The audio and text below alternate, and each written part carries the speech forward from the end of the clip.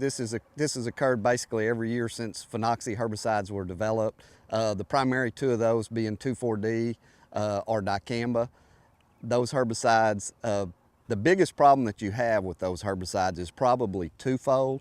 Number one, essentially any broadleaf plant are sensitive to those herbicides. The other thing that you deal with is there's levels of sensitivity. Tomatoes, okra, grapes are going to be extremely sensitive to those herbicides. Trees and bushes to a lesser degree possibly. Currently we have a lot of herbicides in our local markets that contain these herbicides.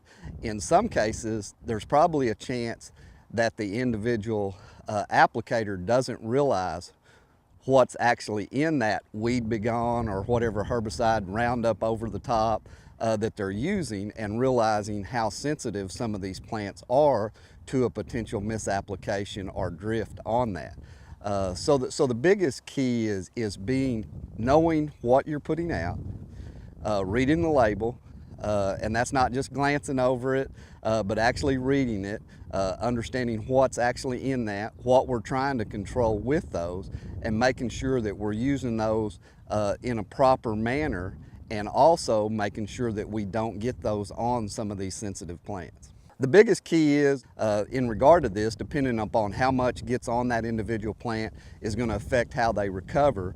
The best way to manage those symptoms is make sure and keep that plant adequately watered, possibly using a complete fertilizer mix as part of the program, and then making sure and keep those adequately watered. People think they're watering much more than they are, and so making sure, especially with the dry conditions that we've had recently, making sure that those plants have adequate water, keeping them well watered, that will help the recovery as much as anything. Obviously a day like today where the wind's picking up, would be a day, this morning probably would have been a great time to spray, but as the wind picks up, you probably need to stop that. You know, the best approach I think is being a good neighbor. You know, in the agriculture, knowing if a grower has a sensitive crop next to you, knowing if there potentially happens to be a vineyard or something, say a mile down the road. So anything that you can do to be a good neighbor and being well aware of your surroundings can help with these applications as much as anything.